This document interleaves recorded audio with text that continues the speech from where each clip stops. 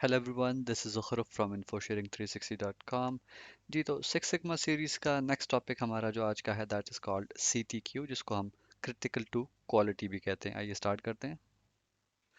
अच्छा जी, last topic VOC यानी voice of the customer में हमने स्टडी किया था कि ये एक प्रोसेस है जिसमें कंपनी अपने प्रोडक्ट्स या सर्विसेज के बारे में कस्टमर से राय लेती है, ठीक है, ताकि वो कस्टमर्स की ज़रूरियात और उनकी ख्वाहिशात के बारे में जान सकें। अच्छा, अब कस्टमर्स की जो राय होती है ये उनकी अपनी ज़ुबान में होती है, जिसको उस लैंग्वेज में तब्दील करना ज़रूरी होता है जो कि कंपनी के एम्प्लॉयज़ को बेहतर तरीके से समझ आती हो।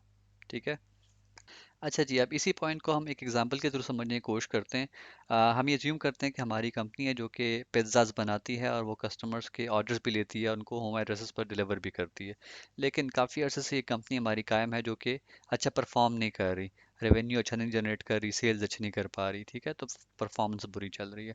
अब मैनेजमेंट ने ये डिसाइड किया है कि हम एक बार कस्टमर्स की राय ले लेते हैं कि वो क्या चाहते हैं, उनकी क्या उम्मीदें हैं, ठीक है, और वो सर्विसेज के बारे में क्या राय रखते हैं हमारी। तो उसके लिए हमने VOC लिया अपने कस्टमर्स का।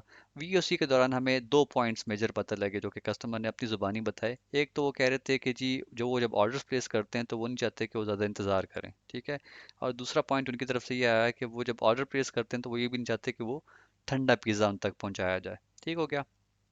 अब अगर आप इन दोनों इन्फॉर्मेशन को देखें तो ये कस्टमर की ज़ुबानी तो उनके लिए कोई ना कोई अहमियत रखती है, लेकिन कंपनी के लिए ये इन्फॉर्मेशन अभी भी वेग है, ये ज़्यादा क्लियर नहीं है, ठीक है, तो इस इन्फॉर्मेशन को ट्रांसलेट होना चाहिए CTQ में, ठीक है। CTQ के ज़रिए आप इन्फॉर्मेशन को ज़्यादा बेहतर तरीके से समझ पाते हैं, आपकी कंपनी समझ पाती है, आपके एम्प्लॉय समझ पाते हैं कि एक्चुअली कस्टमर कह क्या रहा है, चाह क्या रहा है वो, ठीक है। तो पहले स्टेप में आप थोड़ा और इसको रिफाइन करते हैं। ये रिफाइनमेंट जो है वो कैसे होती है कि आपकी कंपनी के एम्प्लॉयज़ जो है वो थोड़ी और रिसर्च करते हैं, थोड़े और सवालात करते हैं, कुछ टेस्टिंग करते हैं, कुछ कंपटीशन को भी देखते हैं कि वो क्या कर रही है, ठीक है। तो उसके बाद अब ये पॉइंट जो था कि don't want to wait too long, ये इसका मतलब ये निकला इनिशली कि कस्टमर ऑन टाइम डिलीवरी चाह रहा है। ठीक हो गया। तो ये एक बार रिफाइनमेंट होगी रिसर्च के बाद, ठीक है, प्रोबिंग के बाद, टेस्टिंग के बाद, और इसकी फर्दर जब रिफाइनमेंट की गई तो हमारे पास CTQ के टारगेट्स डिफाइन हो जाते हैं, ठीक है, कि कस्टमर ये चाह रहा है कि उस तक पिज्ज़ा की जो डिलीवरी है वो विद इन 30 मिनट की जाए, 30 मिनट या उससे कम टाइम में की जाए, उससे ज़्यादा में ना की जाए, तो वो खुश होगा। ठीक है। सिमिलरली जहाँ पर कस्टमर कह रहा था कि उसको ठंडा पिज्ज़ा नहीं चाहिए, तो उसको जब कन्वर्ट किया गया CTQ में, तो उसका मतलब ये था कि कस्टमर को गर्म पिज़्ज़ा चाहिए जब उसको पिज़्ज़ा डिलीवर हो, ठीक है।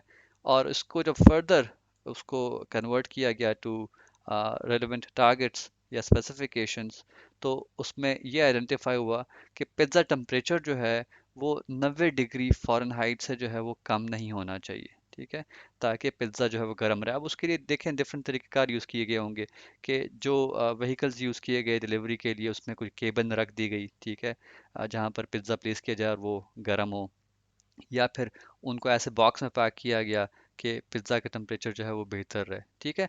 तो ये कुछ मेजर्स फिर आगे उस कंपनी ने लिए।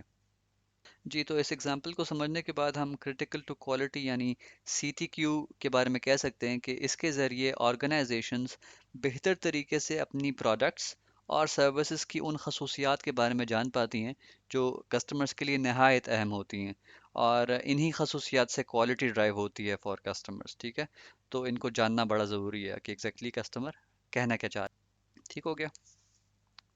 आई होप आपको आज का ये टॉपिक बेहतर तरीके से समझ आया होगा। Similar sort of short videos को बेहतर तरीके से समझने के लिए हमारे इस चैनल को सब्सक्राइब कीजिए। Thank you for watching this video.